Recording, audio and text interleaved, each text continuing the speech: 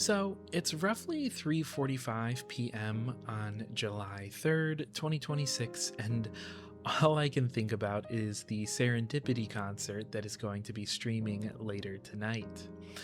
I wish I could have gone and seen it in person, but the logistics were a little too difficult to figure out. I'd like to say that it was as simple as costs and securing vacation time, etc., but I also have to admit that my fear of flying played a role in it as well. But anyway, I wanted to take a moment to reflect on one, the realization that it is already July, two, that it's already almost been a year since the All for One concert, and three, what I hope we'll see at the Serendipity concert. I feel like summer has historically always felt a little liminal to me. I'm one of those people who don't really like the summer. Obviously, when I was younger, summer vacation was amazing, but even in college, I kind of hated having to go home for the summer.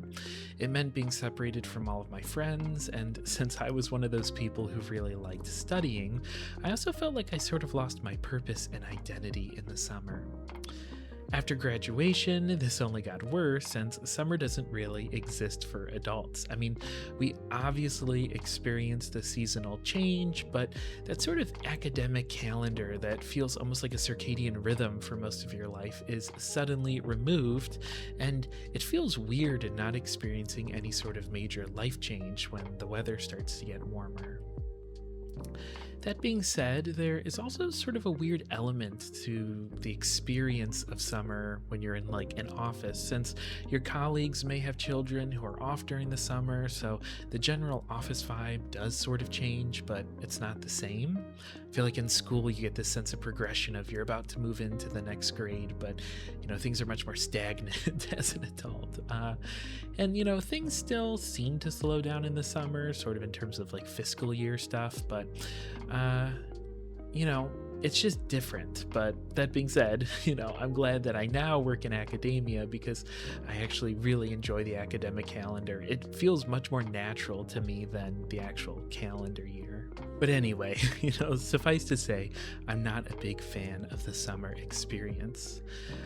I feel like the days just sort of blend together and everything feels sort of out of time and out of place.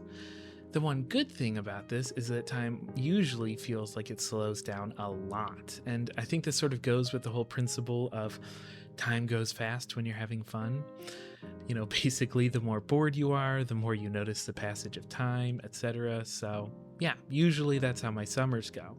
Time slows down, I lose track of both time and myself, and then next thing you know, it's only tomorrow. This summer, however, things feel completely different. I have no idea why, since I haven't really made any serious lifestyle changes, but time is just flying by. Mentally, I feel like it's still early spring, and I keep feeling like I'm waiting for summer to start, but it's obviously been here for a while. And I have absolutely no idea where June went, so I'm kind of in shock that it's already the 4th of July weekend. Usually, it feels like it just takes forever to reach the 4th of July, and as a result, it sort of serves as a major milestone in the otherwise liminal summer. This year, however, it just completely snuck up on me, and as a result, it's sort of hard not to think like, wow, the autumn is going to be here in a blink of an eye. The worst part is that for personal reasons, I didn't really want this year to fly by, so, I feel like if there was ever a year that I wanted to be stretched out forever, it was going to be this year. But yeah, considering that it is already July, I can't believe that means it has already been almost an entire year since the All for One concert. I remember last year I was able to stream the All for One concert, and then later was able to see a baby metal show all in the same summer, and both events feel like they were just yesterday. If I remember correctly, the All for One concert was a bit earlier in the day last year because I remember being able to cook a bunch of food for my little streaming party. And it was my first full Hololive EN concert, and I remember it felt surprisingly magical. It was genuinely comparable to some of the other concerts that I've seen IRL, even though it was just a stream, and I remember being really jealous of everyone who got to see it in person. One of the coolest parts of it to me, though, was actually seeing the audience, since It's basically one of the only times you get to see what the fan base looks like. You know, as a fan of all these EN talents, I've seen this fan base via the chat in so many streams, but this was the first time I got to effectively put a face to the name, and I remember that that was a really cool experience. I really like that they do 2 nights as well, because I mean, if you've ever been to a concert, you know that post-concert emotional hangover is a very real experience. So I'm glad that after tonight, I'll still have tomorrow to look forward to. So anyway, I thought that it would be fun to take a moment to try to make a list of songs that I either think we definitely will see, or at least I'm really hoping to see during the concert. And that being said, I'm not super familiar with how these concerts usually work, since All For One was my first one, so I'm not really sure if there's like an obvious internal logic as to what they will or won't perform. So, you know, if I'm making some obvious mistakes here, forgive me. But yeah, here's my list. So to start things off, I'm really hoping for another performance of Demon Residence by Fuamoko. I keep wanting and waiting for this one to be released, but I know they're super busy this year and a bunch of stuff has come up, and I know in general it's hard to actually get these songs published, but they did it for, I think it was their birthday stream, and I remember it was super catchy and just like an awesome song, so I'm hoping we'll see it again.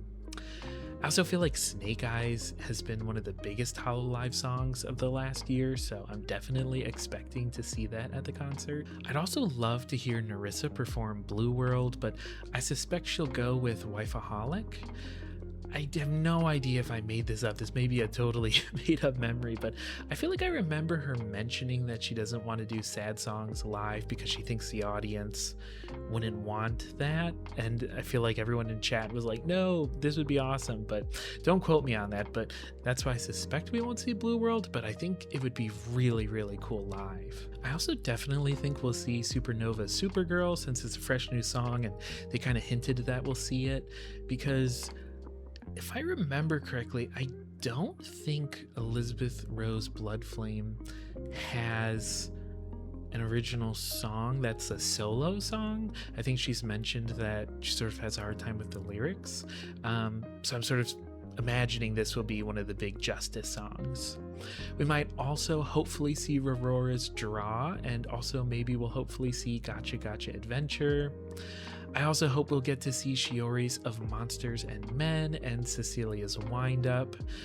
And I'm not really sure how they would perform CCGG Madness live, since it has like interludes and all of that, but I'd be interested in seeing how they would handle it if they did. I'm almost wondering if they would sort of like improvise, skit the interludes, and if they'd sort of like stretch out those parts of the song, or how they do it. But I feel like it could be really fun if they tried it. The big thing for me that I'm sort of having a hard time trying to figure out is trying to figure out like which songs would work well for a collaboration, because I know from All For One it wasn't usually just one of the girls on stage, and they'd usually turn songs into like duets or, you know, group songs.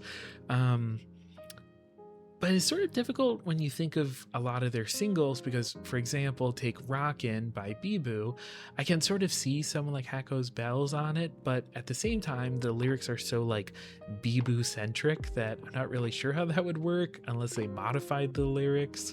I wasn't super familiar with a lot of the songs that they did at All For One, since at that point, I was a pretty new Hololive fan, but so I don't know at the time of the concert if some of the lyrics were changed or how they handled that. But this year, since I've been doing my whole Poetic Genius of series and analyzing all these songs, I'm a lot more familiar with you know, their sort of body of work, so I'll be able to tell a lot more easily when they're performing what changes they've made and how they sort of adapt things to make it fit their sort of like concert platform, if that makes sense. Beyond that, one final thing I'm hoping we'll see is just another performance of Odyssey.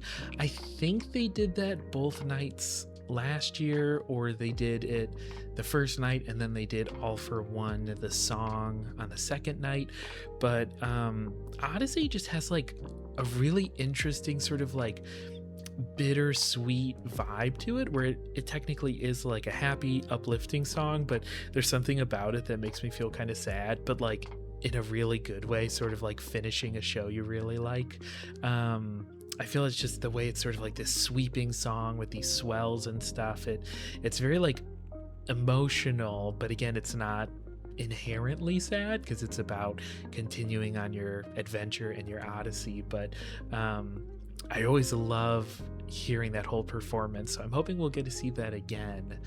But I don't know if that's like a tradition through all of the concerts or if that was sort of just last year. But that being said, I'm just going to wrap up this sort of quick chat. Just kind of wanted to document my thoughts and whatnot. But yeah, take care.